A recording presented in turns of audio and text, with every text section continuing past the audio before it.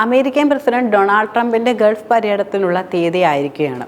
അടുത്ത മാസം മെയ് 13 മുതൽ മെയ് 16 വരെയായിരിക്കും ട്രംപിന്റെ ഗൾഫ് പര്യടനം നടക്കുക.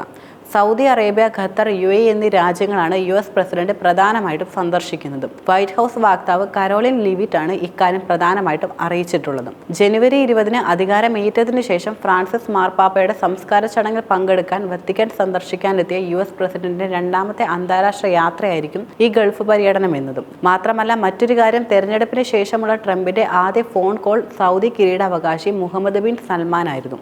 8 പതിറ്റാണ്ടിലേറെ നീണ്ടു നിൽക്കുന്ന US സൗദി ബന്ധം ഏറെ ദൃഢവും ആഴത്തിലുള്ളതാണെന്ന് വൈറ്റ് ഹൗസ് നിലവിൽ അറിയിച്ചിട്ടുമുണ്ട്. USുമായി വ്യാപാരത്തിലും നിക്ഷേപത്തിലും ഉൾപ്പെടെ $600 ബില്യൺ നിക്ഷേപിക്കുമെന്ന് ജനുവരിയിൽ സൗദി കിരീടാവകാശി പ്രഖ്യാപനവും നടത്തിയിരുന്നു. അമേരിക്കൻ കമ്പനികളിൽ നിന്ന് $1 ട്രില്യൺ ചെലവഴിക്കാൻ സൗദിക്ക് പദ്ധതിയുണ്ടെന്ന് അവർ സമ്മതിച്ചതായി നേരത്തെ ട്രംപ് പറഞ്ഞിട്ടുമുണ്ട്. കൂടാതെ 2017 പ്രസിഡന്റായി ചുമതലയേറ്റ ശേഷം ട്രംപ് ആദ്യം നടത്തിയ സന്ദർശനം സൗദി അറേബ്യയിലേക്കാണ്. ആദ്യ ടൈമിലും സൗദിയുമായി അടുത്ത ബന്ധം അദ്ദേഹം സ്ഥാപിക്കുകയും ചെയ്തിട്ടുണ്ട്.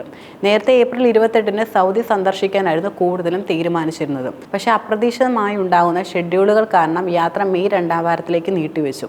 ഗാസയിൽ ഇസ്രയേൽ നടത്തിക്കൊണ്ടിരിക്കുന്ന വംശഹത്യയിൽ 1,00,000-ലേറെ ആളുകളാണ് കൊല്ലപ്പെട്ടിരുന്നത്.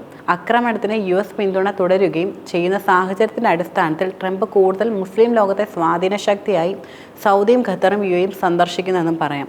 അതുകൊണ്ട് തന്നെ സന്ദർശനത്തിൽ ചർച്ചയാവുന്ന ഏറ്റവും പ്രധാന വിഷയം പാലസ്തീൻ തന്നെയായിരിക്കും എന്നതിനും സംശയമില്ല. പാലസ്തീനികളെ കൂട്ടമായി ഒഴിപ്പിച്ച് ഗാസ ഒരു ടൂറിസ്റ്റ് കേന്ദ്രമാക്കുമെന്ന ട്രംപിന്റെ ഭീഷണി ഇപ്പോൾ നിലനിൽക്കുന്നുമുണ്ട്. ഇതിനെ സൗദി ഉൾപ്പെടെയുള്ള രാജ്യങ്ങൾ ശക്തമായ ഭാഷയിൽ എതിർക്കുകയും ചെയ്തിരുന്നു. ഗാസയിലെ വെടിനിർത്തൽ പുനഃസ്ഥാപിക്കാനും കൂടുതൽ ബന്ദികളെ മോചിപ്പിക്കാനും ട്രംപ് ഭരണകൂടം ഇപ്പോൾ കാര്യമായി ശ്രമിച്ചു വരികയും ചെയ്യുന്നുണ്ട്. പാലസ്തീനിൽ ആക്രമണം തുടരുന്നത് കാരണം ഇസ്രയേൽ സൗദി ബന്ധം സാധാരണ നിലയിൽ എത്തിക്കാനുള്ള നീക്കങ്ങൾ ഇപ്പോൾ ഏകദേശം അവസാനിച്ചിരിക്കുകയാണെന്നും പറയാം. സ്വതന്ത്ര പാലസ്തീൻ രാഷ്ട്രം രൂപീകരിക്കാതെ ഇസ്രയേലുമായി സാധാരണ ബന്ധം സാധ്യമല്ലെന്ന നിലപാടാണ് സൗദി പ്രധാനമായിട്ടും കൈക്കൊണ്ടിട്ടുള്ളത്. ഗാസയിൽ ഇസ്രയേൽ വംശഹത്യ നടത്തിയെന്ന കിരീടാവകാശി പരസ്യമായി പ്രഖ്യാപിച്ചു കഴിഞ്ഞു. മാത്രമല്ല, പാലസ്തീൻ വിഷയത്തിൽ ഏറ്റവും അധികം ഇടപെട്ട രാജ്യം കൂടിയാണ് ഖത്തർ എന്നത്. ആഗോള മുസ്ലിമുകൾ ഏറ്റവും വൈകാരികമായി കാണുന്ന പ്രശ്നങ്ങളിൽ ഒന്നുകൂടിയാണ് പാലസ്തീനിലേതും. മാത്രമല്ല, ഇത് ശാശ്വതമായി പരിഹരിക്കുവാൻ വേണ്ടി ഗൾഫ് രാഷ്ട്രങ്ങളെയും ഇസ്രയേലിനെയും ഒരു മേശയ്ക്ക് ചുറ്റുമിരുത്താനുള്ള പദ്ധതിയും ട്രംപിനുണ്ട്. ഇതിൻ്റെ ഒരു ഭാഗമാണ് സൗദിയും ഇസ്രയേലും തമ്മിലുള്ള ബന്ധം സാധാരണ നിലയിലേക്ക് എത്തിക്കൽ. അതുപോലെ തന്നെ അറബ് രാഷ്ട്രങ്ങളും ഇസ്രയേലും തമ്മിലുള്ള അബ്രഹാം ഉടമ്പടി എന്നും പറയാം. ഇത്തരത്തിലൊരു നീക്കം ഉണ്ടാകുകയും അത് വിജയിക്കുകയും ചെയ്താൽ ലോക സമാധാനത്തിന് അതൊരു വൻ നേട്ടമാകുമെന്നാണ് നിരീക്ഷകർ ചൂണ്ടിക്കാട്ടുന്നത്.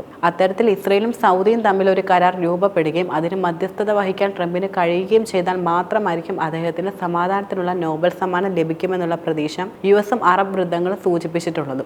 എന്നാൽ റിപ്പബ്ലിക്കൻ പാർട്ടി നേതാവ് കൂടിയായ ട്രംപ് വന്നതോടെ USന്റെ ഇസ്രയേൽ പക്ഷപാതം കുറച്ചുകൂടി ശക്തമായിട്ടുണ്ട്. ഇത് മുസ്ലിം ലോകത്ത് ജോ ബൈഡൻ ഭരണകൂടത്തെ അപേക്ഷിച്ച് ട്രംപ് ഭരണകൂടത്തോട് വലിയ രീതിയിൽ അകൽച്ച സൃഷ്ടിച്ചിട്ടുമുണ്ട്. ഈ അകൽച്ച കുറയ്ക്കാനും ട്രംപിന് പദ്ധതിയുണ്ട്.